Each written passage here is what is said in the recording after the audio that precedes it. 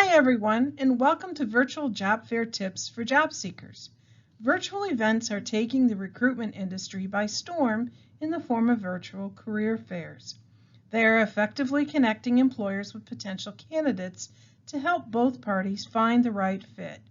With several benefits like an increase in reach of the event, enhanced return on investment, and eco-friendly nature of events, their popularity is justified and growing. For job seekers, virtual career fairs are a cost-effective, time-saving, and convenient solution for finding the right job. But the question is, how can job seekers make the most of virtual career fairs? Worry no more. We have got you covered. Here's everything you need to know and do to enhance your online career fair experience and extract more value out of them. Let's get started. So, what is a virtual recruiting event? Well, it connects businesses and job seekers. It's real-time interaction over the internet, and it uses chat, document sharing, and video. So, a virtual career fair sometimes is called an online job fair or virtual recruiting event. It is an online event as it takes place at a certain time and is not ongoing, in which employers and job seekers each meet in a virtual environment. Sometimes in a chat room, teleconferencing, webcast, webinars, and or email to exchange information about job openings. So now that we have defined it, let's delve into some tips to succeed at the event. Before the virtual career fair, register ahead of time. You are going to want to get registered ahead of the event and upload your resume as a Word document or a PDF document. Not only will this prevent any last-minute hiccups before the career fair, but it will allow you to get a glimpse at the employers participating in the fair, which leads us to our next tip. Research employers before the event. After registering, take some time to review the organizations attending the career fair. You want to get an idea of some of the companies you'd like to meet with. And then you also don't have to walk in unprepared. You can learn about companies and think of questions that you want to ask. You should go through the list of employers attending and enable yourself to complete a short list of companies that you want to work for. Additionally, it will enable you to come up with specific questions for the representatives of those companies, as we discussed. This then enables you to make sound decisions. On the day of the fair, you'll save a lot of time by focusing on the shortlisted companies. And research the company's landing page. By researching the event landing page, you get to check out the jobs if they are published before the event. The host organization may allow job seekers on the event page prior to the event to review and look over job postings and information about the employers. In some cases, the virtual career fair will lead to an external site to complete applications, or there may be short videos about the company. Don't forget to bookmark these on the browser to return to them at a later time. Update your resume. Make sure to submit a well-formatted and relevant resume to the jobs posted. An outdated resume will only decrease your chances of landing a good job. Furthermore, if you are interested in multiple roles, the standard resume will not help. A winning strategy would be to align the resume with the job and company requirements. Job seekers should study the jargon and the requirements they use and customize their resume accordingly. Next, practice, practice, practice your pitch. How will you introduce yourself? Why are you interested in the company? What types of positions are you seeking? How is your previous work experience relevant? What do you plan on asking the representatives at the virtual career fair? All of these questions should be answered before the event. You'll want to spend some time mulling over questions like these so you're ready to answer them without hesitation when the time comes. Your well thought out responses could impress a recruiter and even allow you to stand out from the crowd of applicants. It is important that before the event you have compiled a list of questions to ask employers. You should also have prepared your personal introduction. You want to make sure your technology is ready to go. You want to make sure that your device is capable of supporting you in the virtual career fair.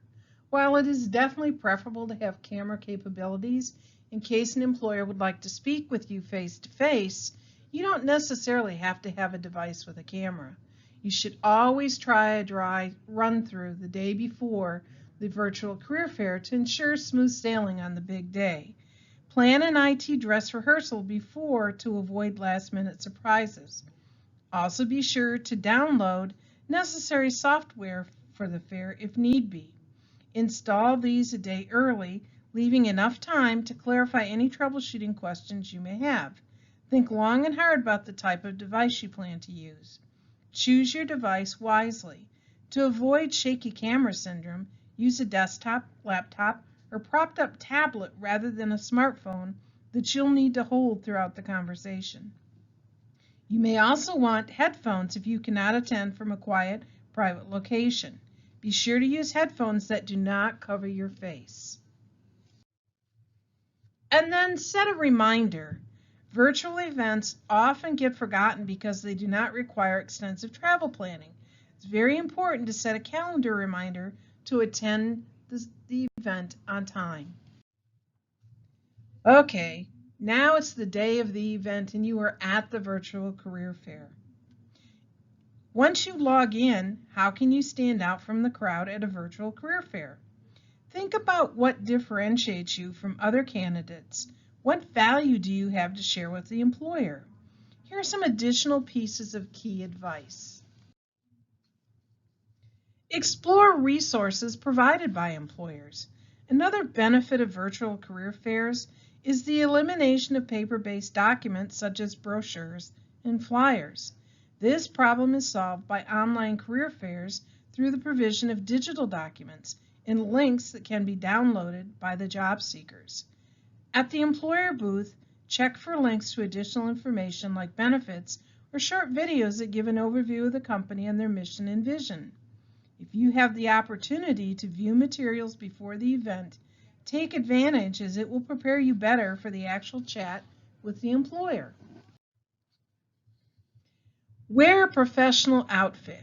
You can expect to interact with employers at a virtual career fair through chat functions. Most employers will meet you in the chat room. Make the most out of this opportunity to make a connection by looking professional and presentable. Unlike a traditional job fair, dressing for success may be different for you because you are going to be in a chat room. Some people like the idea of, if I look good, I feel good, and if I feel good, I am confident. So you may still want to dress the part as if you are in a face-to-face, in-person interview. There is something to be said about wearing something professional, even if it is in a chat room. And besides, some employers may decide to do virtual face-to-face interviews, and you do not want to be surprised by not dressing the part. Make sure you attend from a distraction-free environment.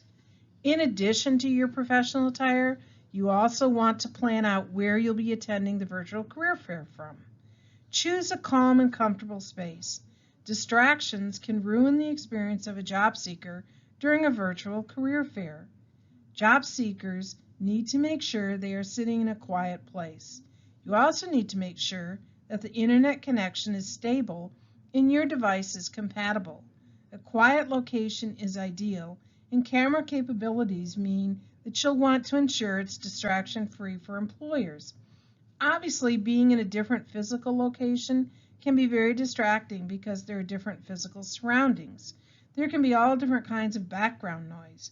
You might have a fan going in the background behind you that doesn't bother you at all, but it's slightly physically distracting, or it just makes a small kind of humming noise that the person across from you hears with a kind of delay.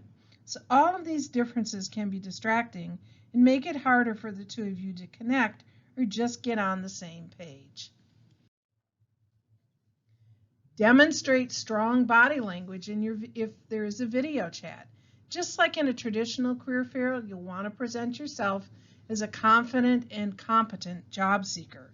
One way that employers pick up on this is through your body language. If you're in a video chat with a recruiter at the virtual career fair, you'll want to stay conscious of your body language. And be ready to put yourself out there. At virtual career fairs, it's all the more important to exert yourself to make connections. Once an employer engages you in a chat, the ball is in your court to introduce yourself and ask questions about the organization and open positions. Attendees must present themselves to employers and feel confident doing so. So during the career fair, job seekers should reach out to the representatives of their shortlisted companies. Asking questions through text, audio, or video chat will enable job seekers to gain clarity for sound decision making. Be prepared to ask questions ranging from company culture to employee benefits and everything in between. Preparing a list of questions for employers beforehand will save job seekers a lot of time in the chat room. If something interesting comes up in the chat, take notes so you don't forget it. And use clear professional business communication. This is very important because most of your dialogue with the employer will probably be in a chat room and will be in a written form of communication.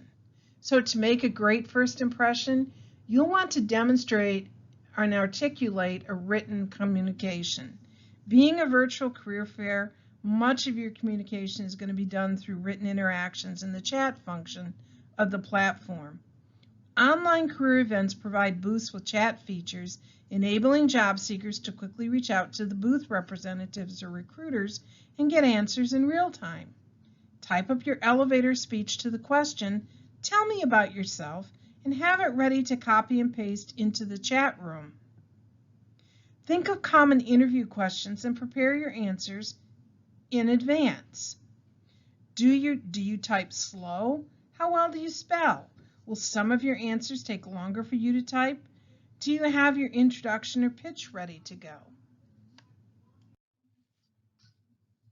And you want to get the most that you can out of the chat room. So that's why it's important to have questions prepared to make the most out of the chat room function. Chat rooms sometimes on a career fair can have a time limit on them or 10 minutes or less. Not all of them.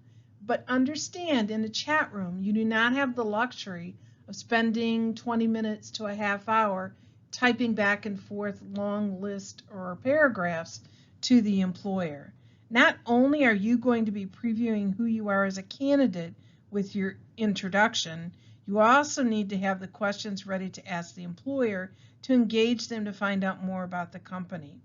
You can ask anything along the lines of what positions are available to your specific details about the position you know are already available, to what it is like to work there, to relevant news or business trends that might be affecting the business. You should have a wide variety of questions for the employer centered around their company, their opportunities they have available, and the impact on their industry. I would suggest you organize your questions into industry-related, company-related, department-related, and recruiter-related. Other question topics that may come up for you are positions they're hiring for, the culture and environment of the company or office, and about the recruiter's past experience with the company. Okay, now it's time to enter the chat room. Don't wait for the employer to type to you. You can start with an instant hello, good afternoon, thank you for coming, and then you can dive into your pitch. So don't just wait for them to type to you. You can be proactive for this and be the first one to connect. It is important that you answer all questions, and when you are typing, be aware there may be a delay between responses due to the technology and speed of your respective systems. So give the employer a minute or so to answer your question before you begin the next one. Regardless, it is important that you do not leave any question unanswered. Answers need to be concise. You do not have the luxury of typing long paragraphs. Be aware this is not like texting on your phone, so no shortcuts in the conversations. Use the entire word in the conversation. Let's talk about asking and answering questions in a chat. To maximize time and to maximize your fingers and make sure that you're not getting too distracted by needing to be quick to responses, you need to have your stories typed out. Think about how you verbalize your pitch and how you can quickly summarize and type it. Maybe have it organized for yourself and already typed so you can just copy and paste it into the chat box. Have common question responses typed out in advance. With every interview, there are several questions that seem to be asked no matter what the position is. So think ahead of how you would answer those questions. Space out your responses so that you're not making the recruiter wait too long by typing out full paragraphs. Keep your responses to 1 or 2 lines each if you can. Ask for clarification if you are unsure. It is really important that you are clarifying and making sure you are answering each question adequately to make sure that the recruiter is getting every piece of information they need from you to make their decision. And here's another tip. Save the chat. Save the chat before you leave the booth. Copy and paste it into a Word document. By doing so, you can go back and review before you send the thank you note. It's really a great way to reference the interview or chat that you had with the recruiter. You want to ask for the next steps and contact information. Before parting ways with the recruiter, be sure to take down their contact information. When you are talking to recruiters at the career fair, don't hesitate to be forward and offer to send a copy of your resume if they don't have it. In our format platform, when you register, you will be asked to upload your resume. And by doing so, the employer will have access to that already. You can also ask about the next steps in the process, whether that means getting in touch with human resources, filling out a job application, or sitting down for a formal interview. Before parting ways with the recruiter, be sure to take down their contact information. Some employers may have it uploaded and accessible within the virtual career fair platform. If not, ask how you can stay in touch. You'll need this information for following up after the virtual career fair. And follow up, whether it's an email, phone call, or handwritten thank you note. Be sure to reach out to the connections you made at the fair, thanking them for their time and further expressing your interest. Don't let your efforts go to waste by neglecting to follow up with connections after the virtual career fair. Just as you would follow up after any in-person career fair, it's really important that you follow up after a virtual career fair. Because recruiters at career fairs come in contact with many candidates and resumes, you can use this chance to refresh their memory and remind them about why you're a promising candidate, why you're interested in the company, and the skills or experience you bring to the table. You may also want to send them your resume if you haven't already, along with your portfolio or work samples if you have any. Now that you have the tools to attend virtual career fairs with confidence, go out there and get the career that you want. Thank you for attending this presentation.